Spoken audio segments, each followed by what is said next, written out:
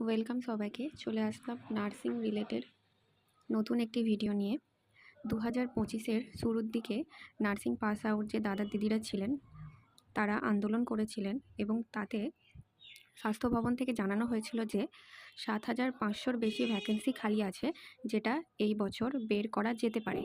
কিন্তু যখন ভ্যাকেন্সি বের হয় তখন দেখা যায় সিট সংখ্যা খুবই কম, মাত্র 5,018টি, যেখানে আমাদের 3টে ব্যাচ বসে রয়েছে এবং বাইরের স্টেট থেকেও পাস আউট কিছু স্টুডেন্টরা আছেন।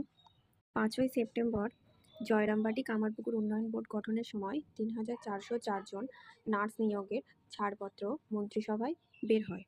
কিন্তু ব্যাপারটা হচ্ছে 2025-এর যে ভ্যাকেন্সি বেরিয়েছে তার সাথেই কি 3,404 জন নিয়োগের ভ্যাকেন্সিটা যুক্ত হবে, নাকি পরে 2026 সালের মধ্যে নতুন কোনো ভ্যাকেন্সি বের হবে সেই সম্পর্কে স্পষ্টভাবে কিছু বলা নেই।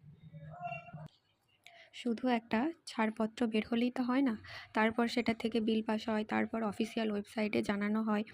তো অফিসিয়াল ওয়েবসাইটে এখনও সেই সম্পর্কে কিছু জানা নেই, তবে মনে হচ্ছে যে হয়তো এটা এর সাথে যোগ হবে না।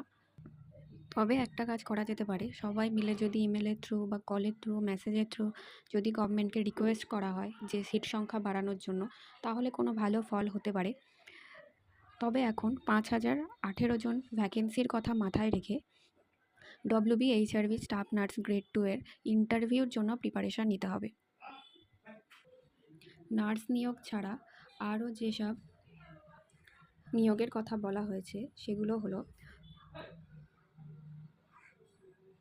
সদ্য উন্নীত 11টি মেডিকেল কলেজ ও হাসপাতালে 3,404টি নার্স পদ তৈরির ছাড়পত্র। এছাড়াও মৎস্য, অর্থ, নারী ও শিশু কল্যাণ দপ্তরের কয়েকজন অফিসার নিয়োগ করা হবে। এমনকি কোনো রাজবংশী এবং কামতাপুরী মিডিয়াম স্কুলে 10 জনকে নিয়োগ করার ছাড়পত্র। এটা শুধু ছাড়পত্র দেওয়া হয়েছে, দেখা যাক অফিসিয়ালি কবে অ্যানাউন্স করা হয় এই বিষয় নিয়ে। আজকের ভিডিওটি এই পর্যন্তই। Like, comment, share and subscribe করে পাশে থাকার চেষ্টা করবেন।